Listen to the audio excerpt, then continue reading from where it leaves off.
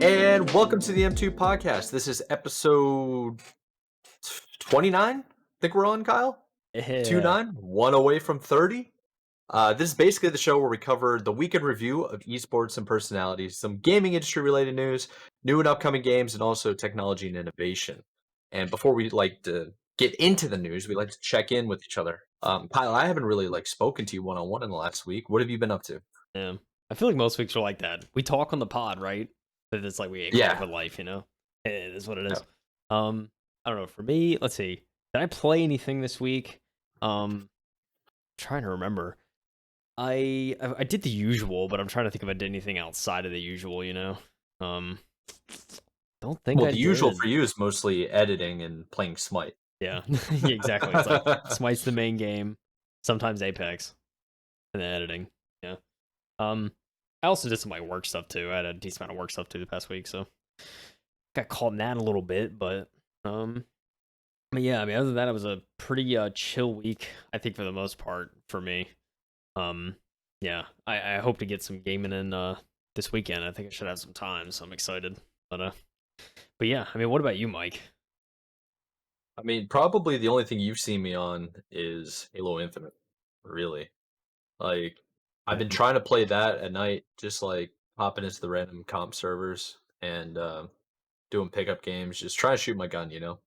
yeah, But the servers have been strained to say the least, to the point that's like I wasn't having fun anymore, and it was just too frustrating. So I stopped playing, and what I really wanted to do is get into Splitgate more, or just hopping on or like Rocket League a little bit more and Forza and stuff like this.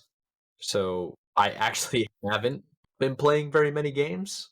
yeah, What I have been doing though, that I kind of want to talk about is watching the Amazon Prime TV show The Boys, which has been around since like 2019, and I just now found out about it. oh yeah. Do you have any I've idea what it is? I've seen the memes and stuff, I think. And but that's the Probably. extent. I haven't actually watched the show. I hear it's good though. I hear the new season like from what I've been told it gets better and better like with each season, which it's kind of hard to find nowadays. Yeah, I'm about 4 episodes into the second season, and I started last week. So, Nice. so I've been watching a lot of this show. Yeah. But I'm also one of those like crazy people that'll watch a TV show or a movie on like a lunch break, like a 45-minute lunch break, and be cool with just like, all right, pause, and then come back to it 5, 6 hours later and not care. Oh dude. So Wild. yeah, a lot of people don't do that. But I do. So that's why I'm like so quick with it. Um, it's fun though, man. It's a dystopian style. I don't even know if it's dystopian. It's like superheroes that are kind of like in real life. They have Yeah. their own morals and principles, and they're not like Marvel superheroes.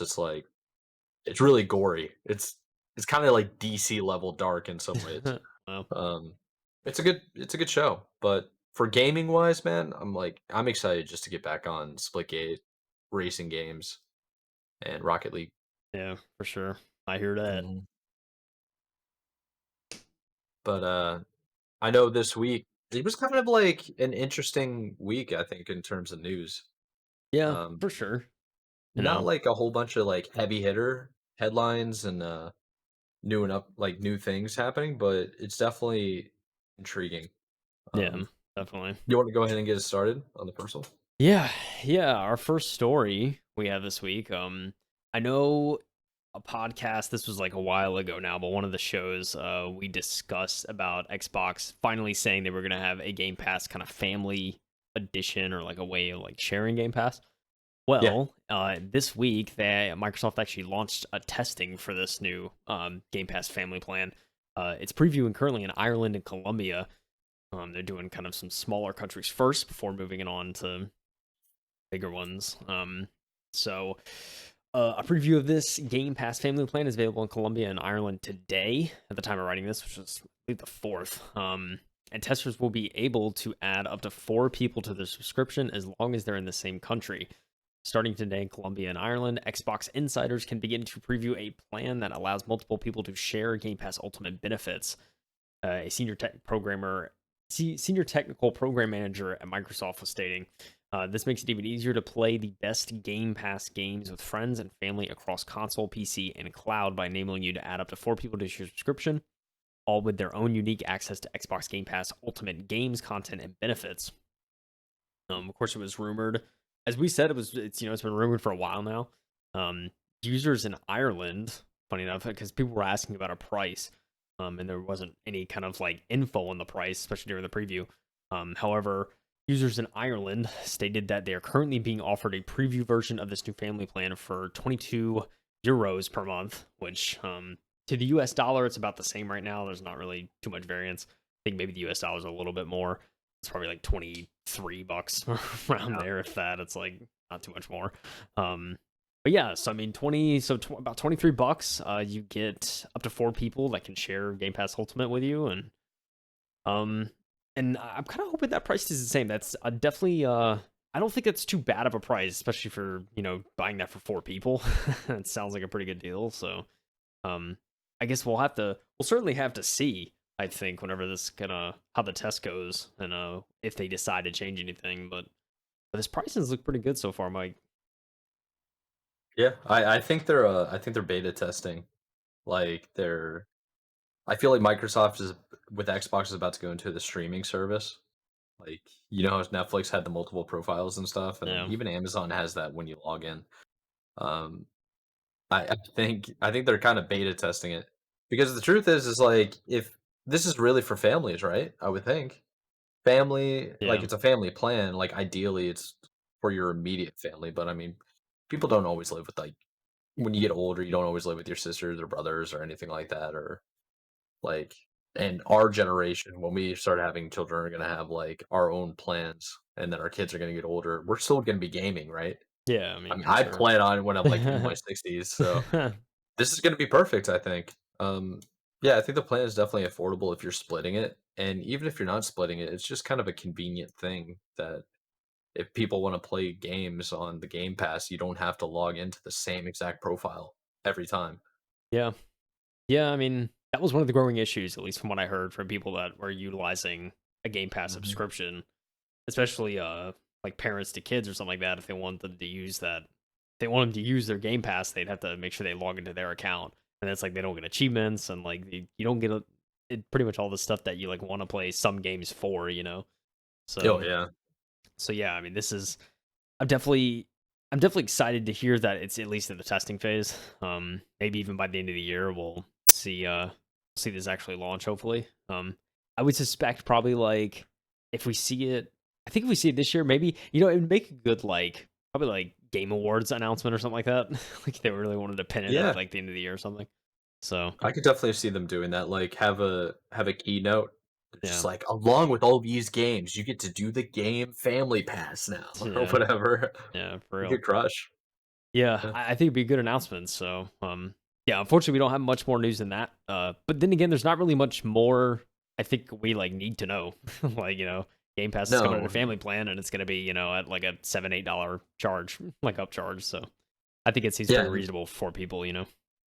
yeah, and to remind other people too with the Game Pass, it comes with all the console games, the PC, EA Play, which is huge, and then all the online multiplayer as well. And that's only gonna get better as all these other studios that Microsoft has acquired has been fully integrated into the Game Pass, like, ecosystem, I think is the proper way to say it. Yeah, Because a lot of games haven't been, like, fully in it yet, I don't think. yeah, for sure. I mean, So, obviously, Activision Blizzard deal. I mean, which we'll touch on a little bit later on in the show, yeah, we but will. that deal, it's still like at least what 8-9 months out, something like that. It's like Oh, yeah. it's so and yeah, there's definitely some rumblings in the industry about like whether or not they think Microsoft is going to get too OP, so to speak, after this acquisition. But story for a little bit later. But yeah, I think once we certainly see that acquisition go through, if it does, and then um we're gonna see like the value of this like exponentially grow just off that, and then who knows? I mean, personally, Mike, I don't know if there's much else they can like get to really like kind of make them I mean, they're already at the top. Like, I mean, maybe if they wanted to get a couple other things, but who knows? Especially after we touch on this later, if they're actually going to want to or even can get more studios. So yeah, we're definitely going to see an increase in Game Pass. This value is about to skyrocket. It's Oh, still like oh yeah. early. It's early adopter almost. Dare I say? If you get in now. I totally agree with that. I mean, they made so many acquisitions in the last like 2 years that are kind of like I don't even know industry breaking when it comes to everything because Yeah. it's like if you have a PC now, it's like you should probably get Game Pass. Whereas for the longest time, you would never think that, Yeah. you know? Yeah. I mean, certainly not a subscription service, right? Like, Yeah. I mean, we're just so new to that. So yeah, very My excited yeah, to very excited for this for sure. yeah. I can't wait to play some games that are like subscription only games, but I don't have to pay for the subscription anymore. Like for example, World of Warcraft has a subscription now. Yeah. So Yeah. it's like so it's like if they integrate that with the Game Pass, then maybe I don't have to pay for the subscription Yeah. and That I would can just be. log in, you know? See, that's the thing. I mean, we like I think the biggest one of the biggest announcements, especially around like the on Summer Games Fest, remember, was when they said like Game Pass with Game Pass you get like so many free unlocks now through Riot Games like ecosystem. So like, whether it's Valorant, League of Legends, like Hearthstone, I like pretty much all these games like you unlock what would normally cost like probably 40-50 bucks or Yeah. sometimes more, or you just like would take so much time.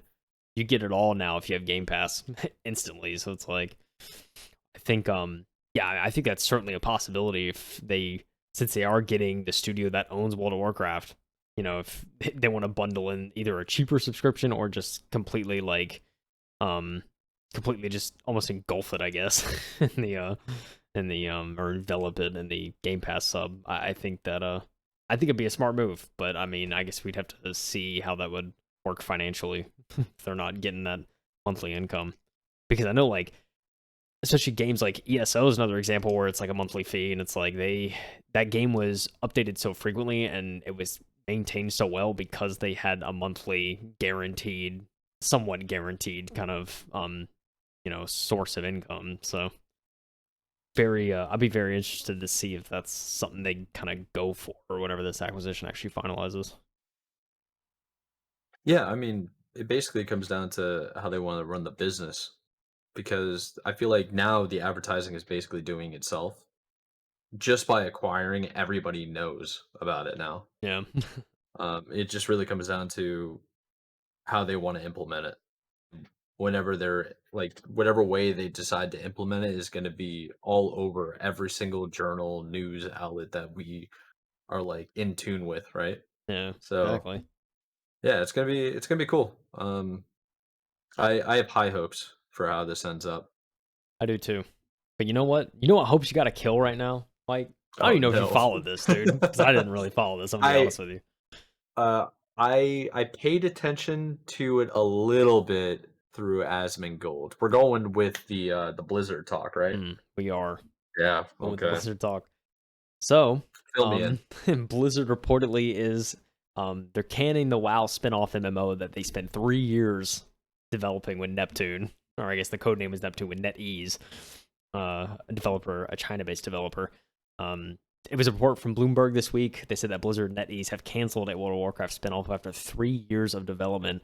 The game was being developed by NetEase, China's second largest games company after Tencent, which co-developed Diablo Immortal. According to the report, the spinoff was internally referred to as Neptune and was intended to be a mobile World of Warcraft MMO set in a different time period to the main game. NetEase apparently had a team of over 100 people working on the title. It was reportedly been disbanded, with only some of those retaining roles at the company. Bloomberg's report puts the cancellation down to a dispute between Blizzard and NetEase over terms, interestingly enough, rather than concerns over the product's quality. Which, when you see like that's where my head's going when I hear something like this, right? It's like, oh, Yeah. that project must have been in the trash can. They're like giving up 3 years of development. They're just like, oh, there's no hope for this. But I mean, the fact that it's like 3 years of development and you're canceling it because you can't agree on something, it's just crazy to me. Um, but that's apparently it. There's a little more in the article, but I want to get your thoughts first, Mike.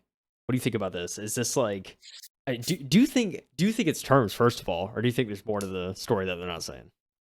I think there's definitely some evidence that's down to terms. Being China's second largest gaming company, and being a part of this. So 3 years. Let's roll back time, right? Wasn't it the StarCraft? I believe it was the StarCraft tournament where a couple of the players was it in Korea. I can't remember exactly, but they did a protest against China over Taiwan. Remember that? Yeah, I think I do actually.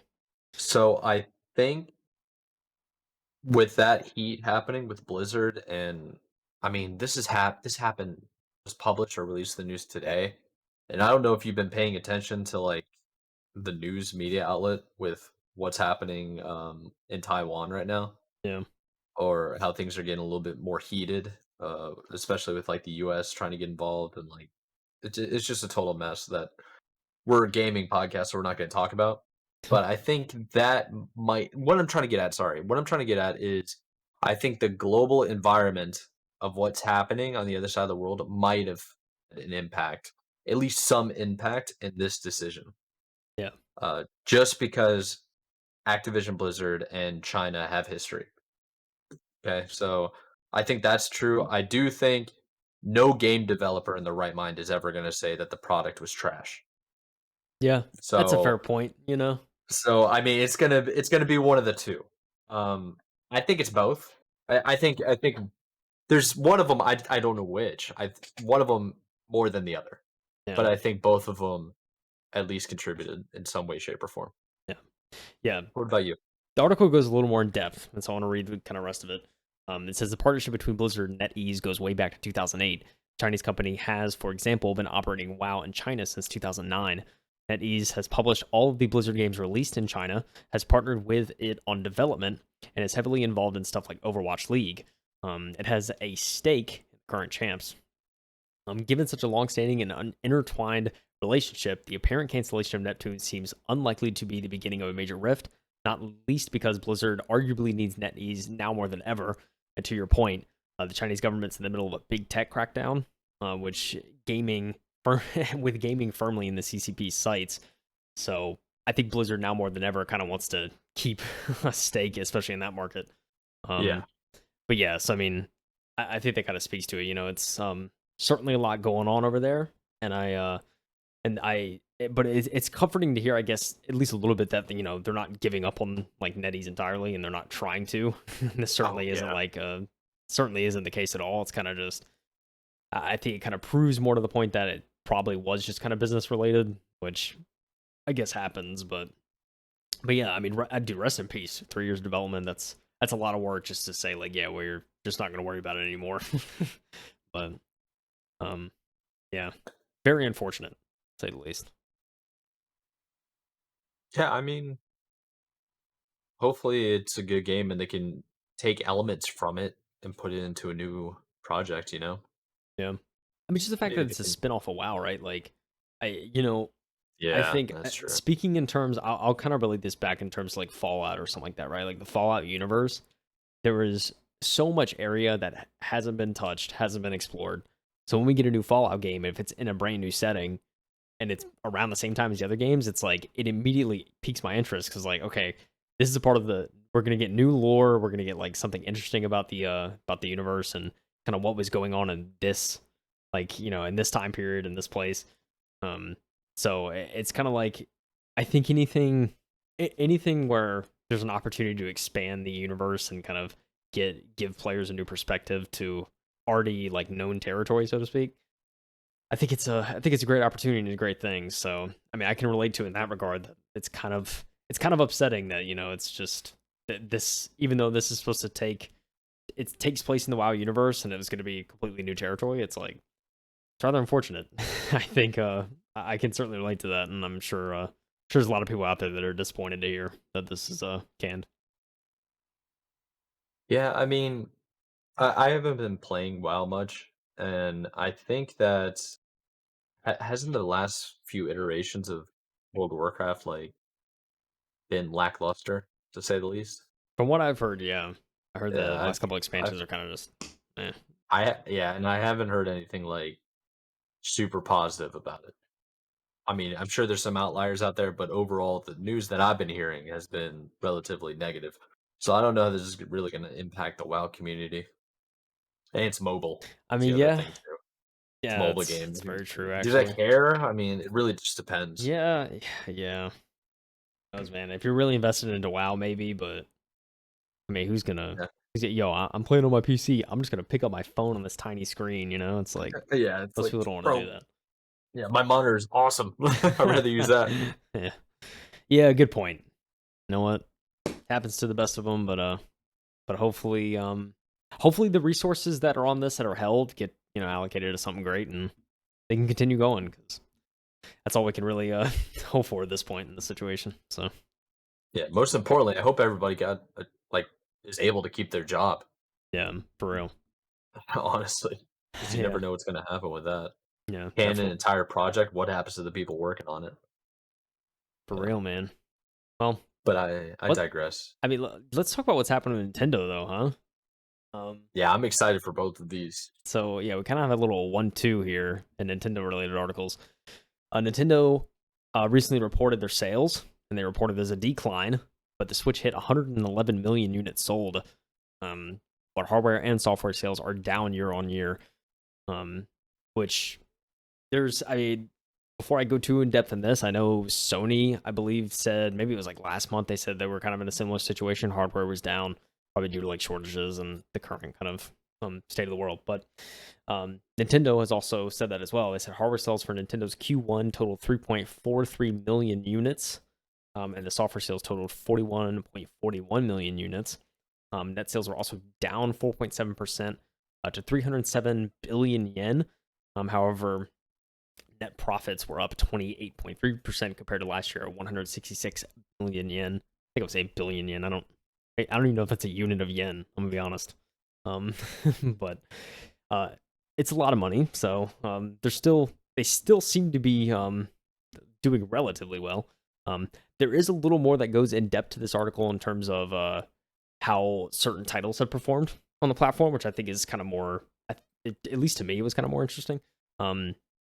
So titles that were released in the previous physical years, such as Kirby and the Forgotten Land, sold 1.88 million units for a cumulative sale of 4.53 million units, a series record according to Nintendo for that game. Mario Kart 8 Deluxe sold a further 1.48 million units for a cumulative sale of 46.82 million units, which is insane. The top rated, or I guess the top selling Nintendo Switch game of all time right there. Nintendo Switch sold a further 3.43 million during the quarter, for a life-to-date total of, like we said earlier, 111 million units. Earlier this year, Switch already confirmed the best-selling Nintendo home console of all time, the Switch. It beat the Wii's 101 million units sold. However, it still has not beat the DS, which was 154 million units, and the Game Boy and the Game Boy Color, which was 118 million units. It's closing out on the Game Boy, though. It's getting close. Switch is still doing pretty well. Outside of Nintendo's own consoles, PlayStation 4 was 116 million, and PlayStation 2 was 155 million. They've both outsold the Switch still, even though it's closing on the PS4. I think it'll get there. There is also, as of June 30th, the top 10 best-selling Switch games. I think the ones of note to me, I don't plan on listing them all out, but at least the top 4: Mario Kart 8 Deluxe at 46, almost 47 million units. Animal Crossing New Horizons at 39.38 million units. Super Smash Bros. Ultimate at 28.82 million. And Legend of Zelda Breath of the Wild at 27.14 million, which was kind of, I know I talked to you, Mike, earlier, that kind of surprised me, given how, like, I feel like everybody that, like, gets a Switch, at least that I've talked to, are like, oh, dude, like, you got to get Breath of the Wild. Like, that's the game to get, so. Yeah, it's like the highest rated like Saying. Zelda game of all time. Yeah, like it's getting beat up though. But I mean, games like Mario Kart. I mean, Mario Kart's a party game. Like Animal Oh yeah. Crossing. Animal Crossing does not surprise me as being number two because that was, especially like during the pandemic, was like that was like one of Oh the god. most popular games. Um, Yeah, it was like the return as well because it was like it had so much hype before it was even released. They're Yeah. like, "Oh my god, finally Animal Crossing's coming back." And then everybody gets it. Yeah. Mario Kart just sells itself. I mean, for real. Like, eh like, it's been selling itself ever since the N64 version of Mario Kart. Yeah. Very true. So, And like Super Smash, like Smash Bros. I Like, mean, yeah. come on, dude. Come Yeah. on, dude. Um. Yeah. So I yeah. mean, every one of those games is gonna sell itself. I mean, like, Mario, it just has Mario in it. Mario and it sells. Zelda and it sells. Pokemon, it sells. Like, that's what the top 10 is. Yeah. No, I love how Ring Fit Adventure is number 10. It's like not something it's Pokemon or Mario or Zelda. It's I don't even know definitely what all Ring Fit is. Oh, no, I do know what Ring Fit is. yeah. Ok It's all first party for the most part. I think it's yeah. like, it's all their big titles. But yeah, Mario is in 1, 2, or I guess involved in 1, 2, 3. I guess 4 if you count Smash. And then Pokemon is 1, 2, 3 out of those 10. So Um, so Ring Fit Adventure is number 10 at 14.54 million units. The Pokemon Let's Go is actually right above that. Just barely at 14.66. So, um, definitely, I definitely know. The only surprise to me, I think, was Legend of Zelda. Like I expected that was probably going to be higher, but hey, those games above it are definitely more digestible for a wider audience. So I can Oh, yeah. That's the certainly whole make key, sense. Yeah, right? yeah, exactly.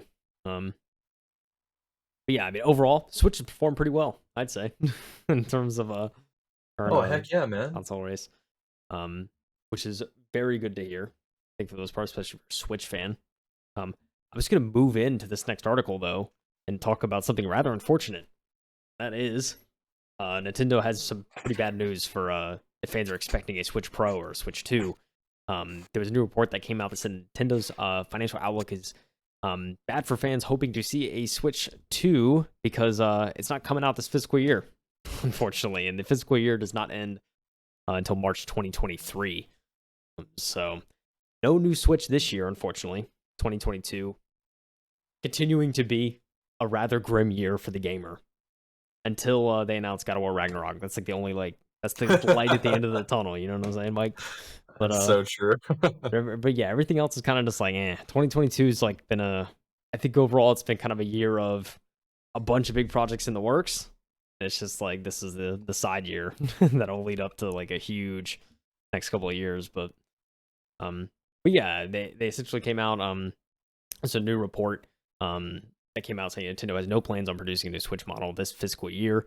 The fiscal year, of course, ends in March 2023, so the soonest Nintendo can launch a new Switch console will be at some point after that. Will it even be 2023? I mean, maybe. I mean, I would kind of hope. I mean, I think we're approaching. This is what like year 5. I think we're going to be in Yeah. year 6 by the time. Yeah, So, at least 6 years. It's been over 5 right now because the Nintendo Switch launched in 2017. At the end of 2017, right? Let's see someone the tells me it actual was like March of official 2017. Am day. I wrong? Let me just Google that for you. To When? say I thought it was I believe it was March because I was like this was right before like summer. Yeah, you're right, March 3rd, 2017. Yeah. Yeah.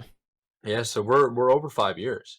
Yeah, we're over 5 years. So 5.5 years. That's how math works. 6 plus 3, 9. Um, yeah, I mean, it's weird, right? Because it's like Nintendo Switch is absolutely crushing it. I know the last article was like their sales are down, but if your only other competition is the PlayStation 4, your Game Boy and Game Boy Color and Nintendo DS, it's like that's nuts. And then like PlayStation 2, for those that didn't know, sold the most copies ever out of any gaming consoles. I think that had more to do with how they were in production for like 15, 20 years than Yeah. it did of actual Yeah. sales. Yeah, Um, the edge there, right? Production age. yeah, yeah. I mean, Nintendo Switch came out in 2017 and it has 111 million sales. PlayStation 4 came out in 2013, 4 years older, so 9, it has 117. The Switch is going to get 8 million like purchases, right? I I mean, mean, I would in think, yeah. less than 4 years. I mean, Yeah. so um, yeah, I think it's weird. I think it's I want Nintendo Switch to come out with like a 4K screen or something like that. The OLED or like the upgraded Nintendo Switch came with an Ethernet, which Yeah. was kind of cool, and an OLED screen. So that was pretty much the only real upgrade, right? Yeah. Very iterative upgrade to say the least. Yeah. Yeah. I mean, and just real quick, there's only like 3 versions of the Switch you can get right now. There's the Switch Lite, which like completely removes the like home console docking functionality Yeah. in favor of just being kind of like a handheld. There's of course the regular Switch and then the Switch OLED, like you were saying. Again, it's just very kind of iterative. It's like a better display. It looks a little bit Yeah. better. It's not like knock your socks off or anything. Um, No, it's not. And even then it's like if you're one of the people that are going to get the OLED anyway, it's like are you really getting the OLED so you can see it better when it's a handheld that you're going to have like within 6 to 12 inches of your face, you yeah, know? yeah, But like what you really want is a better processor or the ability to export into 4K to your TV or monitor because that's what the other consoles are doing right now. yeah, Um, but I mean, we've talked about this how many times, like on the podcast, about how Nintendo is just it's its own little niche, it's its own little yeah, thing. yeah. I It's mean, not just like a console, yeah. I you know? mean, at the end of the day, none of these people need to find a market, right? They already have Right. their market. Like they're chilling, you know. Um, Yeah. I mean, just a little more in depth too about like Switch Pro kind of rumors. I mean, there has been consistent rumors, of course, of a Switch Pro in the works. Though of course nothing's been announced yet. It's been over 5 years since the Switch first launched, and so some may think it would make more sense for Nintendo to move forward with a proper Switch 2 or whatever the successor ends up being called. However, Nintendo has previously stated that the Switch is about halfway through its lifespan, so a mid-generation upgrade may make more sense. Um, which, yeah, I Okay. mean, certainly it would. I think, I mean, yeah, the next, I mean, I'm trying to think here in like terms of like Xbox, right, or like PlayStation, because I mean, Xbox One came out 2014, 2013. I think it was in the Yeah. original, the VCR Xbox came out. Then Yeah. 2020 it was VCR. when 2020 was when the Series X came out, which is like crazy to think. We're like like Yeah, two it years, is. dude. Like almost 2 years. Like since it's like what? But yeah. So was 6, 7 years kind of thing. I mean, we're definitely approaching that. But I mean, Wii was around, and then the Wii U was the thing, and Wii U is Wii U, and then Switch, and now Switch is like super successful.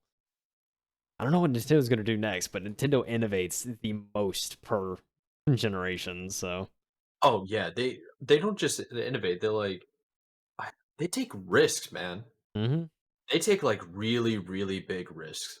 yeah, Nobody really talks about it. They were the first ones that really came out with the remember the nunchuck tied together with the remote? yeah, with the Wiimote, It's like dude. imagine you're telling an entire gaming like all of this is so mind-boggling.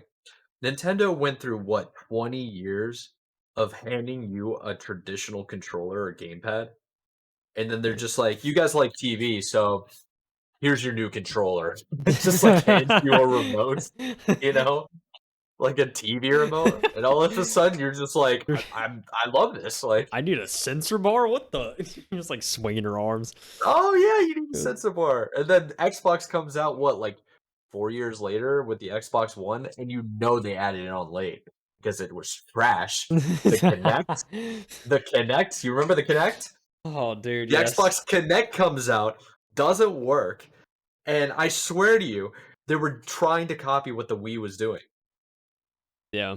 Yeah, I probably. I I mean, could have my dates mixed up, but that's my memory of it. no motion controls. Like, you don't need no, like, you're just, like, Yeah, moving.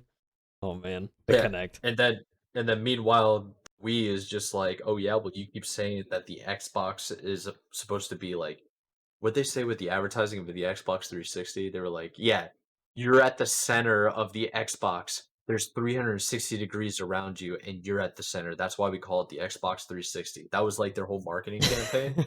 So Nintendo, I swear they were trolling. They were like, "Okay, we're gonna do the first one is the Wii. All right, the second one." the Wii U because it's about you. Yeah, you know what I mean? Like for real, dude. Oh, I feel like they're Nintendo. trolling. I feel like, dude, Nintendo just keeps stacking up W's. I mean, I don't know what to say anymore. Like, Yeah, for real. Dude, it's well, they'll get the go ahead. no, I mean, I was just gonna say, like, going back to the Connect, like, like the Connect was okay. I think where the Connect, oddly enough, where the Connect has shined the most is in like garage robotics. Because if you're building a Oh, yeah! robot, dude, the motion Oh, sense and like the is depth perception nuts. on a Connect is cracked. And like if you use that, it's like it's a nice like cheap little camera you can give to a robot, and you can have it Oh, yeah. navigate like rooms and stuff, and it's like it works really well. It's like that's where Dude, it shined. Like, it's dude, crazy. I did, I did ASME in college, American Society of Mechanical Engineers, Mm, and there was a robotics competition, yep. and I swear we had to do an entire, like, obstacle course and be in the other room and control it remotely. This guy used the Kinect, and he programmed it to do it itself. It's It legendary, went in dude. Like, I'm just like, "That's genius." it's so That's when I good, found out dude. that, like, oh my gosh, the Kinect, like, webcam and the software that's already built into it, so good. Yeah, yeah. I mean, Such a I good tech. like in college for me, I did CS, so I took robotics, and like Oh, yeah. we didn't mess with Kinects unfortunately in that class, but like just the Roomba, like the all the Oh, motion yeah. stuff and like detection that you can like manipulate on a Roomba, it's crazy, man. And like I know our teacher was telling us like he like would always go to robotics competitions, and he was always like, yeah, I mean you see like you just see Kinects like on most of them because All it's just such a good like camera, especially for robotics. they're so cheap to get right now. Yeah, no, especially older So ones cheap. too. They Oh, work really yeah. well and they're cheap, dude. Um, but yeah. Anyways, I digress. That's where the Connect has shined. See, and all that marketing, all that advertising, and like trying to promote the Connect is like a very like active and like you're gonna be playing these like like Zumba games and like stuff like that. But then it's just like nah, just stick it on a robot. They'll be able to navigate anything. Yeah, seriously. For real. But I feel like that comes down to marketing, right? It's like, Yeah. I Nintendo, I feel like, has known and always has known their core audience, and I feel like Yeah. Xbox and PlayStation have always, like, kind of forgot who their audience is. Maybe more so Xbox, Yeah. because they've had a bit more difficulty with, like, integrating, um, like, the VR Connect style, like, gaming where nothing's required, and doing the, what they say, like, doing Xbox commands as if it was Alexa Yeah. or Google, you know? Xbox on. Yeah, like, Oh seriously, man. they were doing that all the time, and it's just like or when they tried to turn the Xbox One into a DVR, like, Dude, yeah. cable box. Yeah, It's like you can they connect your satellite cable box, and then Yeah, you have a line through it. It's like it's so stupid. Like I get yeah, it, it dude. was Like just you can see that you can click on the TV like with your controller, and it just brings up like okay, but like no, like cable is already like out the door. I feel like around that time, so it's like yeah, yeah, it was totally out the door at that point. I like mean, at least for our, like, generation. yeah, yeah, For the older generation, they're still using, like, rabbit ears. Like for real, dude. like It's so, but the that's something entirely different. newest technology in cables like Fire Sticks. It's crazy. Yeah, Like our local like company like that provides internet. yeah, Like they switched over a couple of years ago to just like oh like here's like a Chromecast or like a Fire Stick. You just plug in the TV and you get all the channels. And like they pay yeah, like 60-70 bucks something like that. Something ridiculous.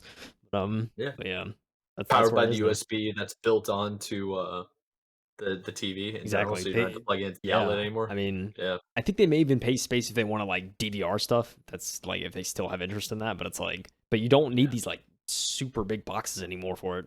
It's like technology's got better, man. Um, Yeah, everybody likes that. Maybe I shouldn't speak for everybody, right? But I feel like everybody finds it, aesthetically pleasing to just all you got is a TV on the wall, no cable, yeah. no nothing. Dude, every time I see that, I'm just like, wow, like, like Wow. I can never, I can never do cable management on any setup because I just like, one, don't really care a whole lot, and two, like, Yeah. it's been proven that it doesn't really like help performance or anything, like Oh, that's yeah. maybe like worth it. So, but hey, man, TV on the wall with no like cables because it's all running through the wall and like the back where the mount is. It's impressive, man. I ain't gonna lie, looks clean. Dude, so clean, so clean. It looks like it's Clean. hovering too. I know, dude. Very It's nice. clean, man. That's what it's all about. For sure. We just had one All big right, moving on. we had one big discussion. We're moving on to another really big discussion here, Mike. All right. Yeah, okay. This is where it gets weird. So it definitely gets kind of weird. We alluded earlier we'd be talking about Microsoft and the Activision Blizzard deal. Well, here's that article. Sony is saying that Call of Duty is an essential game series for, I guess, whoever owns it. But Microsoft's arguing that it's not. And it's all encompassed around this kind of like growing debate between, I guess, Sony and Microsoft for the most part about whether or not this Activision, this huge giant Activision Blizzard deal that Microsoft's doing is, I guess, fair for the economy of gaming. And so they kind of, it's broken down in a Kotaku article. That's where he pulled it from. But yeah, it just kind of cliff notes is that there's a ton of stuff going on around. There's a ton of discussion going on around the world about this deal and whether or not it's fair. They said since I'll read a little bit of the article. It says since Microsoft announced its intention to buy Activision Blizzard back in January of this year, the company has spent months bouncing around the world, arguing with lawmakers and regulatory groups in an effort to show why this deal is totally fine and not bad for the industry. One way the Xbox company is doing this is by arguing that Activision Blizzard doesn't release games that are so big and unique that the acquisition would stifle competition with other game companies, stores, or console makers. You can find an example of this tactic in the report from the New Zealand Commerce Commission published in June. In the doc, Microsoft claimed that there is, quote, nothing unique about the video games developed and published by Activision, a company that's spending nearly $70 billion on, further adding that none of the games, including the military shooter franchise Call of Duty, are, quote, must-have games for any rival gaming company or distributor. As you might expect, not everyone agrees that Microsoft's assertions that owning one of the biggest game franchises in the world won't provide Xbox with some sort of advantage over its competition. Specifically, Sony has pushed back against the proposed Xbox Activision deal, and new legal docs out of Brazil, reported by VGC and users on Reset Era. Sony's responses to questions from the Brazilian government about the Microsoft Activision deal were published online, and it shows that the PlayStation company believes that Call of Duty is, quote, an essential AAA game, one that could help sell more consoles for whoever controls it. I'll be honest, I did not look into, we just heard about that deal, right? And it's like, whoa, this is crazy. And then I didn't even think to like actually see like if there would be any backlash about this, right? Because like they're buying it, and I understand like they spent all that money, so it's kind of like who's to say like it's right or not if they're gonna spend all this money? I mean, that's just how capitalism works. Like if you want to buy something, you just take it up. But yeah, I mean, it seems like there's been a little bit of kind of backlash about it, at least from like Sony, of like, okay, well, how fair is this deal really? Because let's just look at all the franchises they're getting. I mean, this is like, and we even talked about it a little bit when we first talked about it. Like, is Microsoft becoming a monopoly? Like, is there any chance that that's happening? And but yeah, and it's funny how Call of Duty is kind of in the crossfire here. Of like, do they think this is a big like franchise? Granted, it's definitely been shown that it is. It said Sony doesn't want to lose Call of Duty, a game that regularly tops its best-selling games on PlayStation charts each year. Sure, Microsoft has signaled that Call of Duty will remain a multi-platform franchise, but contractually, it's reported that after 3 months, Call of Duty could leave PlayStation and become a console exclusive for Xbox. It's apparently where like things are going. So, I mean, I don't know. Personally, for me, Call of Duty, not what it used to be, but it's still. But it's not about me, right? It's like the hundreds of thousands of millions of people that are still playing Warzone and still grinding and still waiting for Modern Warfare 2. It's coming out later this year. Yeah. So I mean, what do you think, Mike? Like it's crazy to me, but I mean, maybe Sony has a point here, Okay. I got a take. Okay, I'm so the ready for take it. is that to Sony, it's a threat to the selling of their consoles, the acquisition of Activision to Microsoft, right? Yeah. And Microsoft, I think, is past the point of doing exclusivity for any IPs or games, like at all. I would not be at this point. I would not be shocked if I saw Gears of War, or Halo on PlayStation at some point. Would not be shocked, or Yeah. Forza for that matter. Yeah. Uh, I think just Microsoft and Xbox in general are over it. They're in the business of just trying to sell the Game Pass and have a subscription service to keep you around month after month. It's kind of like the meta of microtransactions. The season, like the Game Pass, is the season pass. The microtransactions are the DLC add-ons for whatever games you want, Yeah. right? I think that is the way Microsoft's trying to do it. I think they just went and bought up Activision so they can basically tell them what to do. Because Blizzard, whether or not people want to admit it, was an entire nightmare of a studio for a while now with all their troubled legal issues. So if anything, they saved Call of Duty.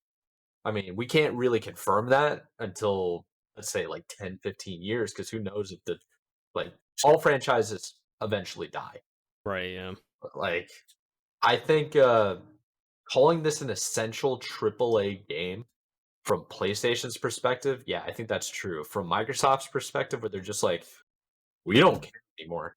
Just like, well, of course you don't care anymore because you have like 3 other IPs that are bigger than Call of Duty.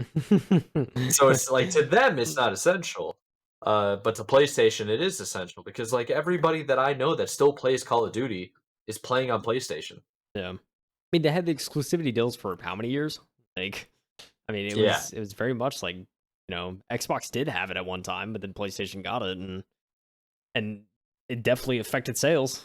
And like about PlayStation Yeah. getting more sales. So yeah, it's I mean, and if Call of Duty like could if it does end up leaving PlayStation becoming a console exclusive for Xbox, that's like I don't It'll know, like that would be it'll kind of kill crazy. Like PlayStation, but I yeah, don't think I they'll mean, do it. but yeah, it's like I but at the same time, I know that's personally not at least from what we've seen the public eye. Again, it's not everything, but especially Phil yeah. Spencer, like he's and like a lot of the people over in the Xbox team, like I saw articles saying that they're like a lot of people in the Xbox team are excited for God of War Ragnarok, and like that's a huge Yeah. PlayStation game. Like they just love games, like they want to see like everything Yeah. succeed. So and I signs are I certainly pointing that Microsoft is very much consumer friendly. So yeah, I mean yeah, I don't want to be cynical anyway.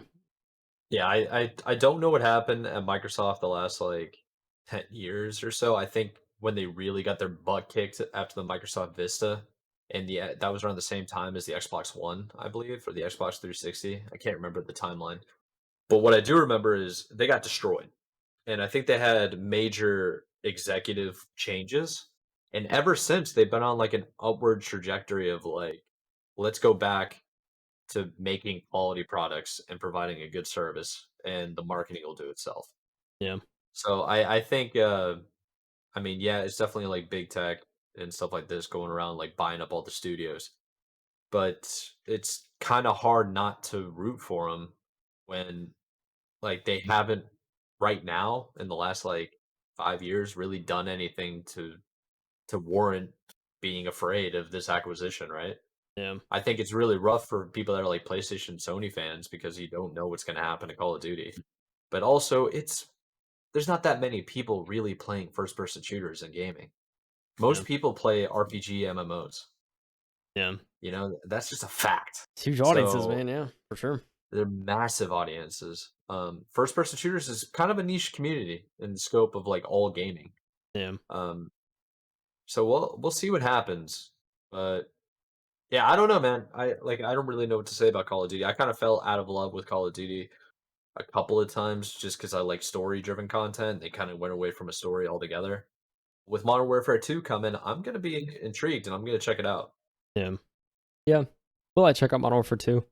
I don't know. Probably not. I mean, I've already seen like leaks. I'll be honest. I've already seen like leaks of some of the multiplayer stuff because like they were given a preview. In fact, it was this week, and we didn't report this, but like and I didn't even put it in our notes, but like there were screenshots that were leaked by I believe some NFL players that got to play Modern Warfare 2 early, Oh, and I yeah, saw it that was and like I these yeah.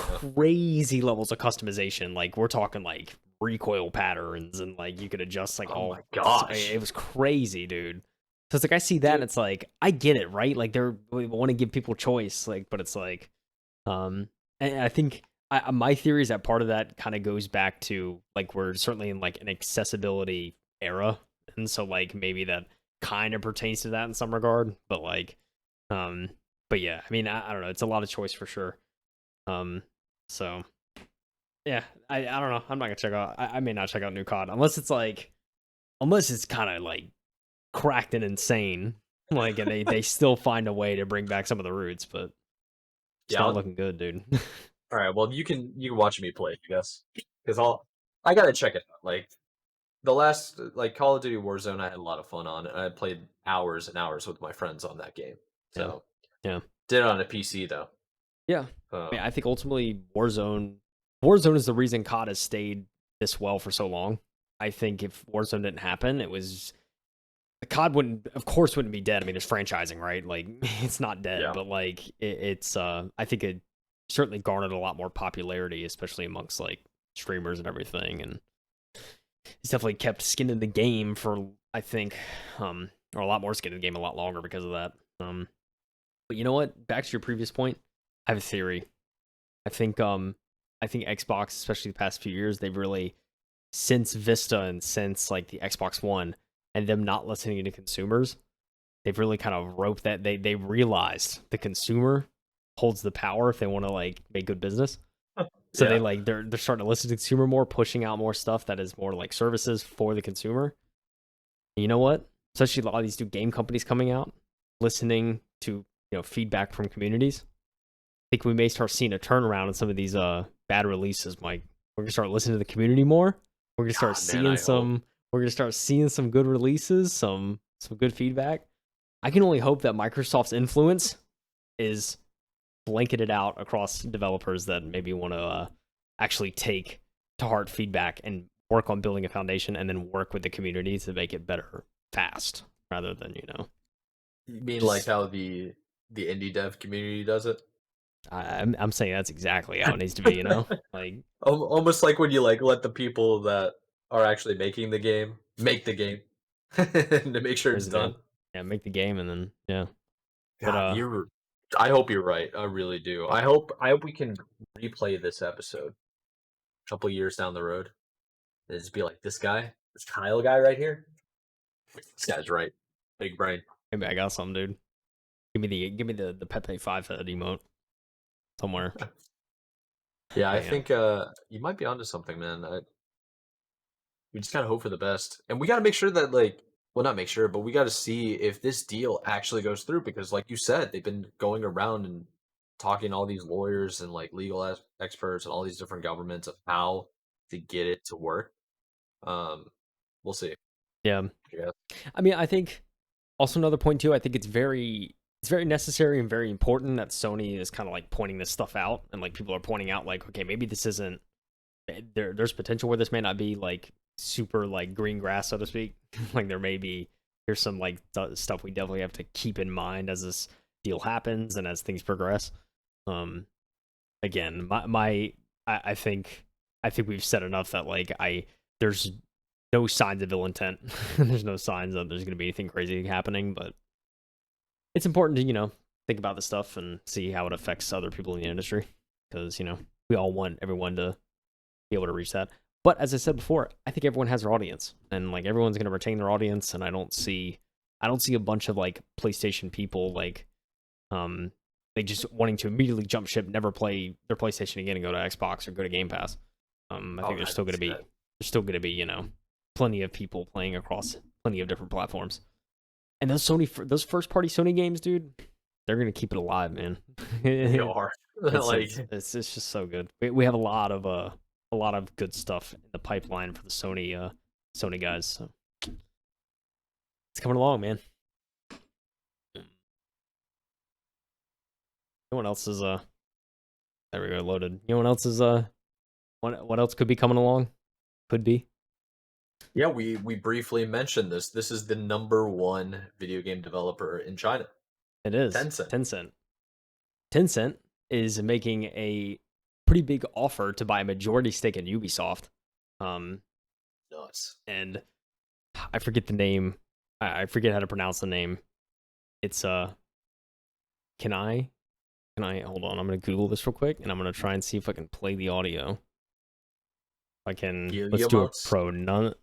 pronounce. All right, let's see. Let's see what we got here. Guillemots. Okay, Guillemots. That's what Guillemots. Guillemots. That's what this is saying. I will go Google. Guillemots have fought over takeovers before of Ubisoft. This is Tencent is really making an offer here, Mike. So in a recent report, it says that Tencent, China's largest tech company and an absolute gaming behemoth, has its sights set on Ubisoft. Ubisoft, if you want to say it. Tencent already have a 5% stake in the company, acquired in 2018, and is apparently looking to gobble up some of the 16% stake held by the Guillemot family, co-founded and still run the business. Tencent's goal is to become the single largest shareholder in the publisher. Ubisoft's currently valued at around 5.3 billion.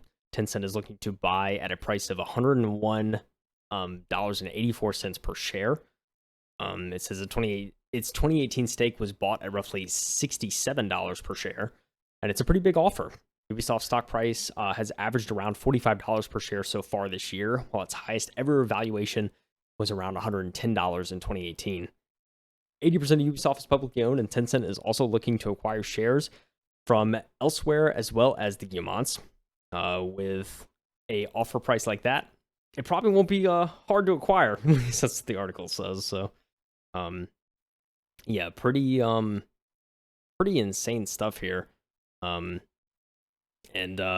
it's another thing of we have Microsoft over here, but like Tencent is just crazy over there, dude. And like they want to get a huge stake in Ubisoft, and big company there, a big publisher. They have a lot down the pipeline, a lot that's coming out. So, do you think we need to worry about Tencent at all? I mean, they're pretty big, man.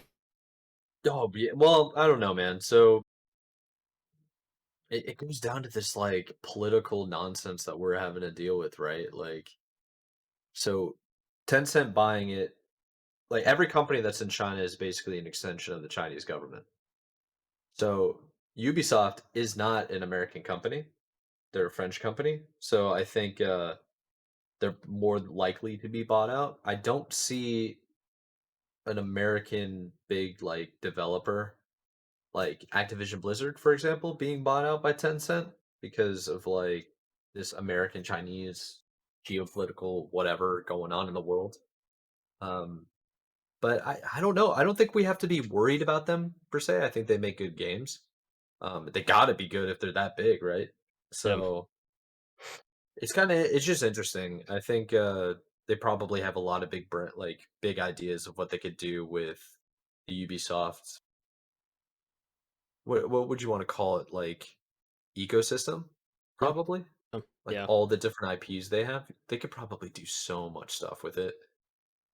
Um, yeah, we'll for see. sure. I mean, it's very real. They got the money, Yeah, and they're like, "We'll buy it for like double the amount of what yeah. it's worth." It's like it's hard to say no to that. Yeah, I mean, sure. And so, just to put it into perspective, Tencent has some pretty big holdings currently.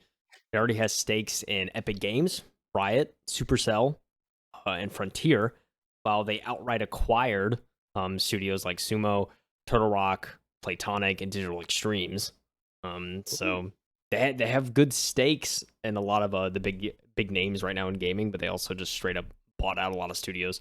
Um, and so yeah, I mean, it it's certainly, I think it probably makes sense for them to, if they wanted to continue kind of holding some market share in the industry, to try and get some of Ubisoft, and certainly try to make some waves in the China market, because it's definitely a huge market. So but yeah, I think I mean, I think overall as a deal, it's probably in Tencent's interest, and I mean, it seems like in Ubisoft's interest too, if they're really like trying to offer this much for almost double per share. It's like it's Yeah. kind of a no brainer, I think, if you're willing to give up at least a little bit of it. I mean, they're not looking to completely buy out everything, so um, yeah, I mean, I think it could be a win win probably in the right scenario. So yeah, Tencent's out here, man. Yeah, they've been going on a pretty big acquisition cruise, I think, from Tencent. So I clicked on the article that's attached to that article, and it says the vast majority are these are 31 gaming companies Tencent invested in last year.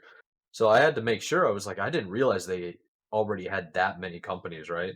Yeah. And I just got done saying, I was like, I don't see them ever going out and really getting a U.S. company because of like political crap. Yeah. And I, it's proven somewhat correct.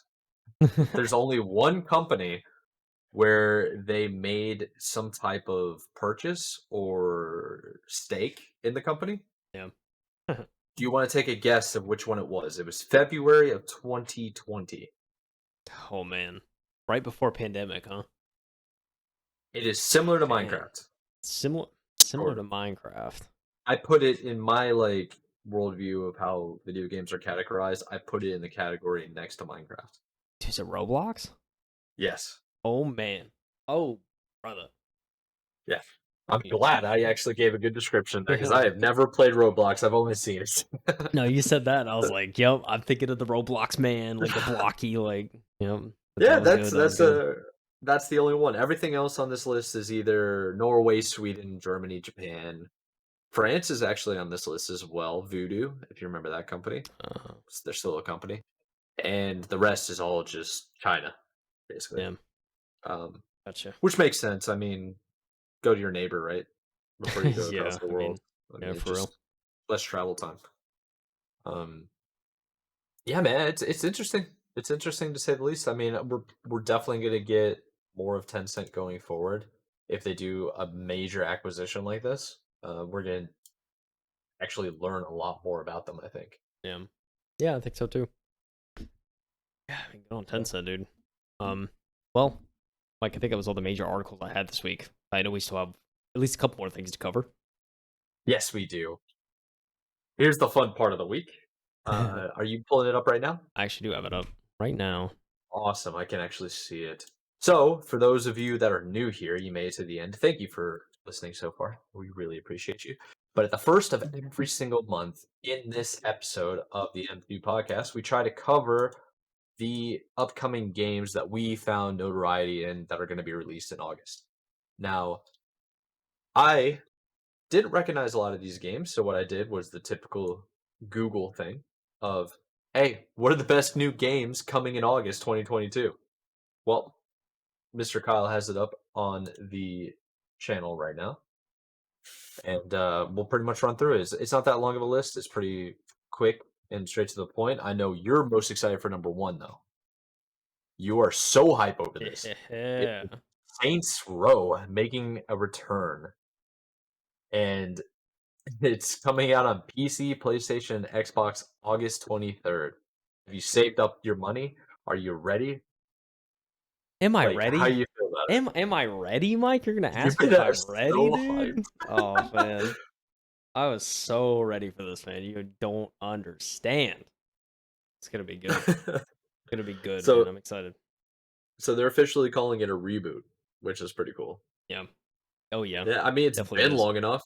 Jeez. Yeah, for real. Yeah. Super excited. Yeah. I mean, it's gonna be a reboot of Saints Row. I loved Saints Row 3. I played a little bit of Saints Row 4, but not a lot. And it seems to be it's still kind of got that goofy side, but it kind of goes back to the original kind of Saints Row stuff, like, all the gangs and stuff like that. So I think it'll be from what I've seen, it looks like a nice, like, healthy reboot. It doesn't look like they're swaying towards one side more than the other. It seems like they're striking, what people loved about the original games and what people loved about 3 Mhm. and 4. So it's not as over the top as 4. I feel like 4 was kind of way too, like, in, like, aliens and left Yeah. field and, like, just kind of weird stuff. So it's definitely not. It doesn't seem like it's in that vein, but it seems like it's still a fun ride. So I know me and my buddy are really excited about this one. Yeah, we went through the trailer when it was basically announced not too long ago in one of these episodes. I thought it looked pretty good. I thought like graphically it looked good and it looked like Saints Row. I mean, is the best way to Yeah. put it. Oh yeah. Like it's obviously Saints Row and I think that's what people miss and they want to see again. So Yeah. that should be Definitely. good. Another not reboot, but a remaster is Marvel Spider-Man. That is only on PC, August 12th. So it's basically the Spider-Man game from 2018, and they're just pushing it to PC, Yeah. which I am all about because I have seen, man, I'll tell you, I've been watching all of these cutscenes on YouTube for like a couple of years of Yeah. just the way people play through it. I treat it like a movie almost. Yeah. I watch YouTube a lot, and I'm gonna be checking that out. I think Dude, that's gonna be a fun game. tell you right now, I played Spider-Man 2018, like when it came out. It's top-notch game, man. It's really good. It's definitely the best Spider-Man to date. Like that was Yeah, that's adapted what to a game. everybody has said. Like It's because it's story-driven true. mechanics, everything graphically, it It's looks so true, good. man. It's really, really good. The voice acting's fantastic. Story's really awesome, but you get to see a lot of the villains and stuff you see in the movies. You get to play against them. So, and also included with 2018, there's also Miles Morales that's coming to PC as well. So you get both games. Very Oh, thank you for adding that. yeah. They said that it's funny enough they didn't announce that when they showed the trailer, but it was in the blog afterwards. Like I don't know why they didn't mention it in the original trailer, but Why would both games are coming out for PC. So I think Miles Morales I think I definitely want to check that one out. Because I don't think I'll be getting a PS5 as soon as I'd like. So that'd probably be probably maybe PC for me if it's not too crazy on the price. But yeah. yeah. Yeah, hopefully it's good. Another game that we actually covered in one of the many conferences is Roller Drome, and that's on PC and PlayStation. Comes out August 16th.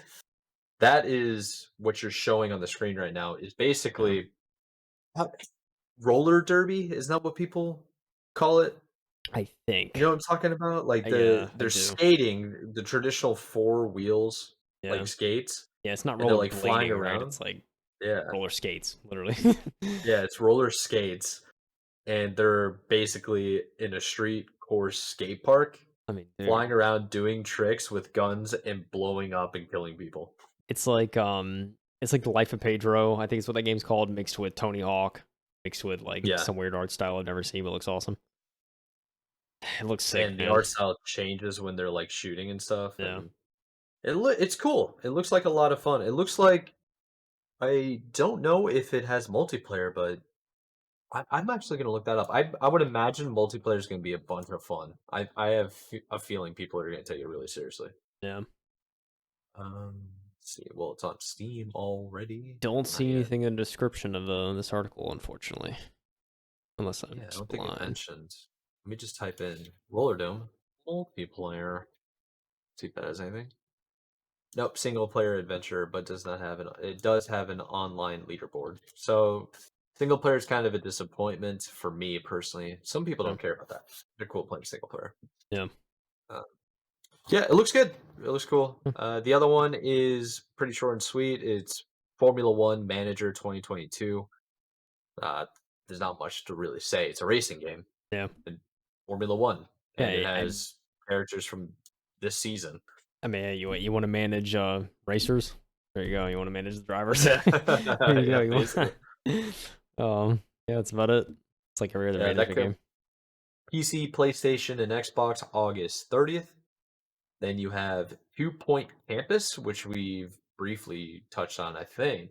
That's August 9th, so that's in 5 days of the time of this recording, or Yeah, Tuesday. next Tuesday. That's on PC, PlayStation, Xbox, and the Switch. And that's basically like how would you describe this game? It's kind of like a management style game or simulator of like Yeah, yeah. It's definitely like if you ever played like Roller Coaster Tycoon or ever played yeah, like maybe Planet Coaster's another one. I don't know. Like those City Skylines. It's like a smaller scale or something like that. You know, it's kind of yeah. you're building out a Maybe like campus and you're making your students happy. Sims maybe yeah, it takes Sims like some of probably. that, so it's like kind of takes from that style. This is it's a kind of a long running series. There's 2 Point Hospital. That's another one. And that was like that one actually I heard did really well, so that's why we're getting 2 Point Campus and all those. So yeah, it's a line of games, and if you like 2 Point Hospital, I'm sure you'll love this one. So it's definitely I Yeah, think worth checking out. yeah, definitely worth checking out because it looks like it has a lot of different things going on. It's really hard to like pinpoint and nail it. Yeah, it's on Game Pass too. Oh yeah. Game Pass. Uh, Game Pass, shout out. So the next one is Teenage Mutant Ninja Turtles: The Cowabunga Collection. and that basically assembles 13 classic Teenage Mutant Ninja Turtle games into one audacious package, is what the article says. And that's on PC, PlayStation, Xbox, Switch, and comes out August 30th as well. So that's just if you played any Teenage Mutant Ninja Turtle game, and I feel like this is gonna be more for like the old heads from Sega, like generation, you know. Yeah. Some of these games you've probably never seen, right, Kyle? Nope. I'm gonna be honest. Yeah. Seen them. Yeah. I am like 80 years old, so I've seen them before. Uh, so we'll move on to the next one. The next one is Cult of the Lamb, and I actually don't know enough about this one. It's an indie release. Devolver Digital. That's gonna be a good one. It looks interesting. I don't know too much about it, like how it's gonna play out. I've only seen cinematics, Yeah. but it looks cool. It's gonna be August 11th, and that's coming out on everything: Oh, PC, this. PlayStation, Xbox, and Switch. Watching this gives me Don't Starve vibes. You ever play Don't Starve? I actually haven't. How would you describe Don't It's Starve? Don't Starve is like a survival game in this very similar art style to what we're seeing here. Essentially you're just a dude trying to survive in the woods, I guess, essentially. Oh, Don't Starve. Don't Starve, yeah. Okay, Yeah. I thought you said Don't Star. And don't STAR. starve. Like you're hungry, dude. That's your southern accent kicking in, man. Starve. Don't Don't starve. starve. But yeah, that's very similar art style there. So yeah, maybe yeah, it may play similar. It looks like it could be a bit of a comedy too. I think like the Yeah. art style looks like they had a lot of fun, Yeah. and just the overall concept, the cult of the lamb, and it's a lamb in the center looking like a Yeah. demon flying. That's classic That's Devolver, kind of right? funny. That's classic Yeah, Devolver. They always add some comedy in their games, which I appreciate. But yeah. yeah. There are plenty of more games coming out that we could just like go through and touch on. But honestly, it's just worth checking out. It's like you got Madden on here. This is Yeah. going to be one of the games that's coming out.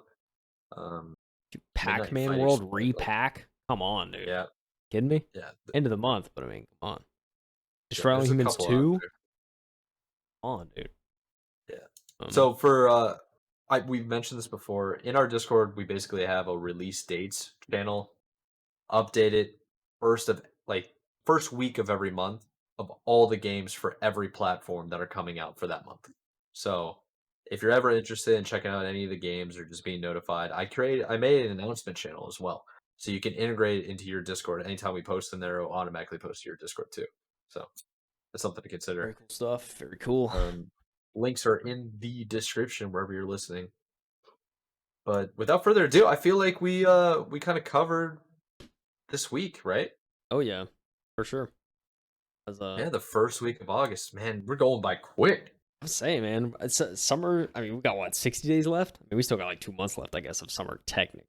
If you go Yeah. by the actual season date, but yeah, I always felt like after August, summer was done. Like September, it's just like just give me fall already, you know? Oh, facts. Oh, we need to talk about possibly rescheduling next week. Ah, I see. Maybe. Yeah, we'll have to talk about that because I'm busy our normal data recording. So we'll Gotcha. talk about that after we're done recording this one. Yeah. But Oh, yeah. I have a solution. I think we'll still be able to make the normal published date of Friday. Sweet. Love to hear that. Yeah, should be okay. But I guess without further ado, if you don't have anything else, I mean, I think we're about ready to wrap up, right?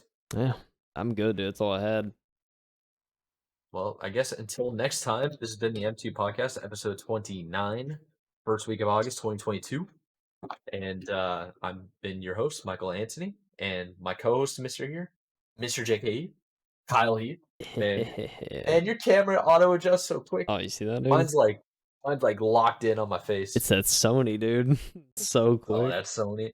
Sony, Whatever, man. dude. Guys just showing off. All right, well, thank you all for tuning in. We'll see you next week with more news and a weekend review. Appreciate you. Thanks for listening, everyone. Bye. Peace out. See you later.